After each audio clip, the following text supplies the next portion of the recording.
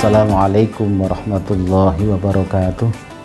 Nahmadukallahumma rabbana kama amartana an nahmad wa nusalli wa nusallimu ala sayyidina Muhammad wa ala alihi wa sahbihi wa man tabi'ahum bi ihsanin ila yaumil liqa'illahis samad. Amma ba'd. Kaum muslimin jamaah yang saya hormati, hadaniyallah wa iyyakum. Alhamdulillahi rabbil alamin. Pada kesempatan ini kami bersyukur pada Allah Subhanahu wa taala, mengajak para jamaah sekalian, muslimin muslimat seluruhnya untuk selalu mengucapkan syukur kita kepada Allah Subhanahu wa taala. Alhamdulillah. Yang kedua, sholawat salam Allah semoga dilimpahkan kepada junjungan kita Nabi Agung Muhammad sallallahu alaihi wa alihi wasallam. Bulan Ramadan yang pada tahun ini kita laksanakan bertepatan dengan pandemi yang ada di negara kita dan juga di seluruh dunia, tapi tidak mengurangi semangat kita untuk beribadah baik di musholla, di masjid, di langgar dan tempat-tempat yang lain untuk menyemarakkan bulan Ramadan. Bulan suci Ramadan adalah bulan yang mulia, bulan yang penuh berkah. Siapa-siapa yang melaksanakan dengan penuh keikhlasan, Allah janjikan akan dibalas oleh Allah dengan tidak terbatas, tidak dengan batasan-batasan dari Allah sendiri. Allah Subhanahu wa taala akan mengganjar setiap orang yang melaksanakan ibadah puasa dengan ikhlas. As-siyamu li wa ana ajzi bih. Puasa itu hanyalah untukku. Tidak ada yang memberikan balasan kecuali aku. Hanya akulah yang akan memberi balasan, kata Allah. Oleh karenanya, marilah kita berusaha untuk seikhlas mungkin dalam melaksanakan ibadah puasa di tahun ini. Karena apa? Ibadah, pekerjaan, semua yang kita lakukan di dunia ini nantinya akan dipertanggungjawabkan kita di hadapan Allah Subhanahu wa taala. Dalam satu hadis, Nabiullah Muhammad sallallahu alaihi wasallam bersabda, la tazulu qadama 'abdin yaumal qiyamati hatta yus'ala an arba'in, an umurihi fima afnahu wa an jasadihi fima ablahu wa an ilmihi madza amila fihi wa an malihi min aina iktasabahu wa fima anfaqahu. Pada hari kiamat nanti, seorang hamba Allah tidak akan bergeser kedua kakinya sebelum ditanyai oleh Allah 4 hal. Pertama, ditanya tentang umurnya. Dipakai apa umurnya ketika dia mulai balik sampai meninggal dunia. 1 hari 24 jam kita dikasih kesempatan oleh Allah. Berapa menitkah yang kita gunakan untuk mendekatkan diri kepada Allah Subhanahu wa taala? Mulai dari tidur sampai tidur kembali, kita gunakan kemanfaatan umur kita dengan sebaik-baiknya. Karena apa? Kata Nabi, ada seseorang yang bertanya kepada Nabi, ayun nasi khairun? Jawab oleh Nabi, man tola umuruhu. Fa ayun nasi syarrun? Dijawab oleh Nabi, man tola umuruhu wa sa'a amaluh. Kata Nabi, orang yang paling baik adalah orang yang mempunyai umur yang panjang tapi baik amalnya. Tapi sejelek manusia adalah orang yang mempunyai umur yang panjang tapi jelek pula amalnya. Kita pertanggungjawaban kita, umur kita kepada Allah Subhanahu wa taala nanti. Yang kedua, kaum muslimin muslimat rahimakumullah, hadaniyallah wa iyyakum. Ditanya juga tentang jasad kita oleh Allah Subhanahu wa taala. Mulai dari mata, tangan, kaki dan semua badan kita akan dimintai pertanggungjawaban oleh Allah Subhanahu wa taala. Al-yauma nakhtimu ala afwahihim wa tukallimuna aydihim wa tashhadu arjuluhum bima kanu yaksibun. Hari ini nakhtimu ala afwahihim, kami tutup mulut-mulut mereka, dan wa tukallimuna aydihim, tangan-tangan mereka akan berkata kepada Allah, wa tashhadu arjuluhum, dan juga kaki-kaki mereka akan memberikan kesaksian kepada Allah. Tentang apa? Bima kanu yaksibun, tentang apa-apa yang mereka kerjakan ketika dia hidup di dunia dulu. Mata ditutup oleh Allah, mulut ditutup oleh Allah, tangan yang akan berbicara. Apalagi di masa-masa seperti ini, zaman modern, kita gunakan smartphone. Banyak sekali orang-orang yang mencaci maki, menfitnah, berujar kebencian kepada orang lain lewat tangan, lewat jari-jari mereka. Itu akan dimintai pertanggungjawaban oleh Allah Subhanahu wa taala di hari nanti, di hari di hari kiamat nanti. Yang ketiga, saudaraku kaum muslimin, di mana saja Anda berada, ditanya oleh Allah tentang ilmu yang telah kita dapatkan, apakah diamalkan apa tidak ketika dia mendapatkan ilmu, baik yang khususnya ilmu agama, diajarkan apa tidak ketika kita mendapatkan ilmu. Khairun nasi man ta'allamal Qur'an wa 'allamahu. Orang yang paling baik adalah orang yang belajar Al-Qur'an, kemudian dia bisa mengajarkan kepada orang yang lain. Orang lain bisa menerima ajaran mereka. Ilmu yang manfaat bagi orang lain dan juga manfaat bagi dirinya sendiri. Yang keempat yang ditanya oleh Allah adalah tentang harta yang dimiliki. Dari mana asalnya dan dibuat untuk apa harta itu? Kalau asalnya baik, digunakan untuk kebaikan, bagus. Tapi kalau asalnya jelek, digunakan untuk kebaikan, tidak bagus. Asalnya haram, dipakai untuk haram pun tidak bagus.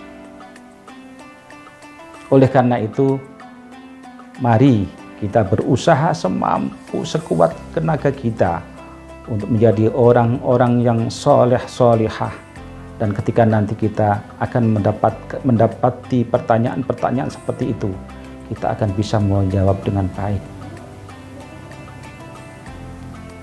Puasa akan membentuk seseorang menjadi orang yang takwa kepada Allah Subhanahu wa taala. Untuk menjaga lisan kita, menjaga pendengaran kita, menjaga anggota tubuh kita yang lain, tidak menyakiti pada orang lain. Ada seorang wanita, ketika itu sahabat bertanya kepada Rasulullah SAW, atau bahkan memberitahukan kepada Rasulullah SAW, ya Rasul, ini ada seorang wanita yang ibadahnya cuma hanya sholat wajib saja yang dia lakukan. Dia cuma mendermakan sebagian harta kecilnya, yaitu sebuah sepotong keju, dia berikan kepada orang lain yang membutuhkan.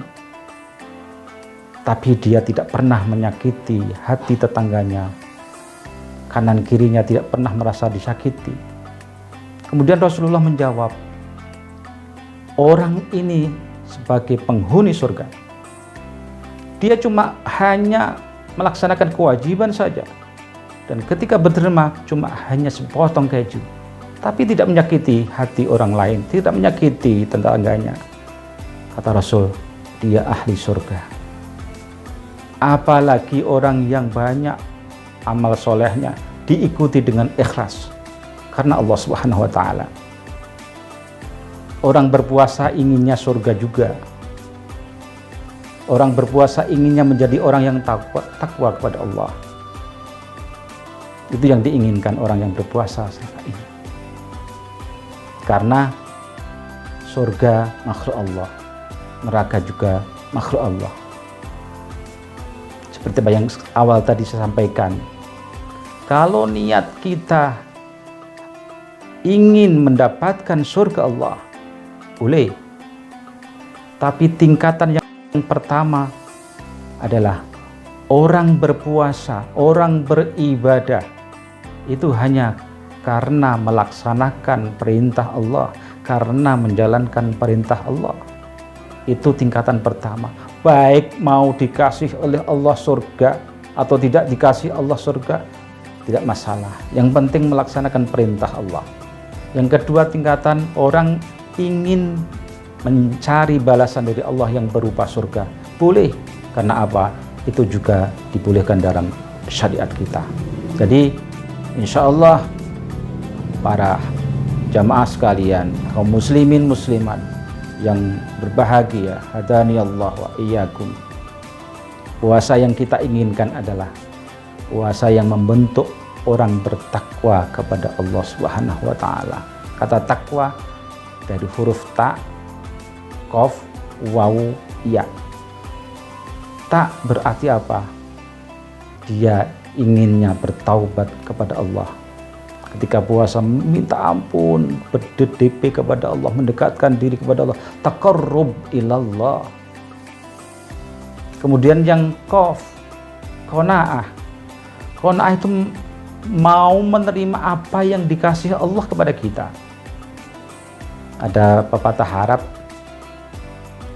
kehidupan tidak akan memberikan seluruh apa yang kamu cintai, tapi qanaah akan menjadikan kamu mencintai setiap apa yang ada pada diri kamu.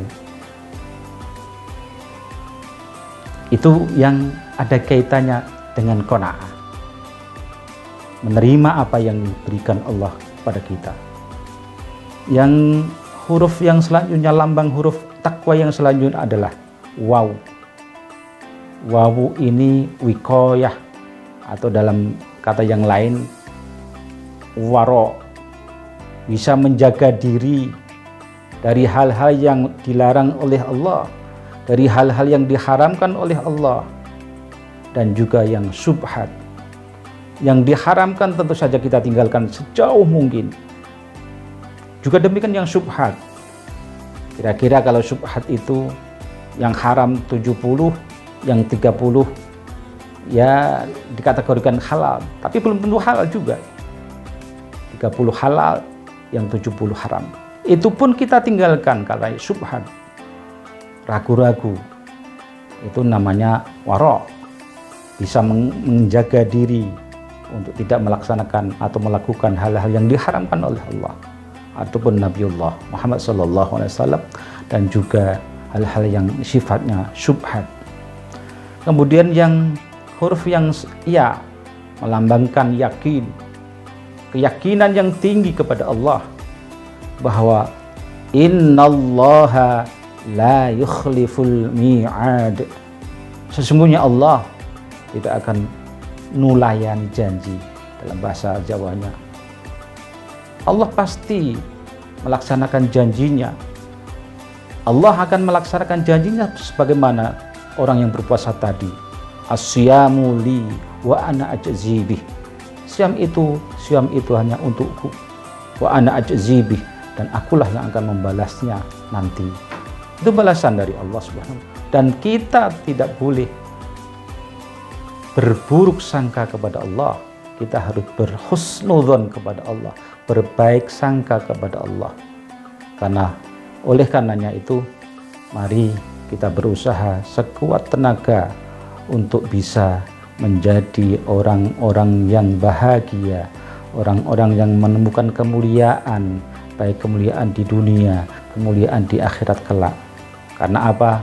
Doa kita sehari-hari, doa kita yang kita baca sehari-hari tidak lepas dari itu. Rabbana atina fid dunya hasanah wa fil akhirati hasanah wa qina azabannar. Rabbana atina, ya Allah, berilah kami fid dunya, di dunia ini hasanah, satu kebaikan, kemuliaan, wa fil akhirati hasanah, demikian juga di akhirat kelak berilah kami kebahagiaan, kemuliaan. Waqina azabannar, jagalah kami dari siksa api neraka. Itu setiap kali kita berdoa, mesti itu diikut sertakan ketika kita berdoa. Karena apa? Kemuliaan, kebahagiaan yang kita capai, yang ingin kita capai di dunia, meskipun tidak bergelimang harta, tapi keluarga bahagia, tercukupi, meskipun cukupnya cuma sederhana, tapi itu merasakan kebahagiaan, itu yang kita capai. Juga demikian di akhirat kelak, yang kita inginkan bahagia, mendapatkan surga Allah Subhanahu wa Ta'ala. Hadirin jamaah muslimin muslimat yang berbahagia. Kemudian yang terakhir, kami berpesan kepada hadirin jamaah muslimin muslimat di mana saja Anda berada. Salah satu yang paling pokok dalam mensyukuri nikmat Allah ini adalah nikmat yang berupa kesehatan. Karena apa? Kalau sudah sehat, kita mau beribadah apa saja bisa. Orang berpuasa itu karena sehat. Orang yang tidak sehat mendapat rukhsah untuk tidak berpuasa. Sehat, berpuasa. Kemudian yang kedua, nikmat kesempatan. Sempat untuk bisa silaturahim sebagaimana yang kita lakukan saat ini. Itu nikmat, kenikmatan. Ada sehat, ada nikmat. Masa pandemi ini kita dibatasi oleh beberapa hal. Salah satunya ketika beribadah di masjid, kita dibatasi untuk menjaga jarak, memakai masker, selalu mencuci tangan dengan sabun dengan air yang mengalir. Pada kaum muslimin muslimat di mana saja Anda berada, kami mengucapkan selamat berbuka puasa. Semoga puasa kita hari ini diterima oleh Allah Subhanahu wa Ta'ala. Allahumma rabbana taqabbal siyamana wa salatana wa qiyamana bi rahmatika ya arhamar rahimin. Kita berdoa berbuka puasa.